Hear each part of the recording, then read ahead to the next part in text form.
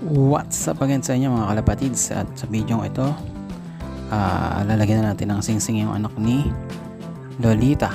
Bali 5 days old na nga pala siya ngayon, at ayan, nag-iisa lang kasi siya, kaya healthy siya dahil isa lang siyang nabuo, hindi nabuo yung kanyang nestmate.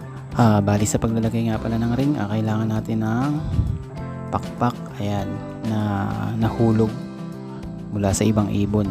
Bali mas maganda nga pala kung mayroon kayong makakatulong na maglagay ng ring. Sa video nga pala na to, mag-isa lang ako kaya medyo nahirapan ako maglagay ng ring sa kanya. Bali sa kanang paa nga pala natin siya lalagyan ng ring. Una natin ipapasok yung tatlong daliri niya doon sa ring.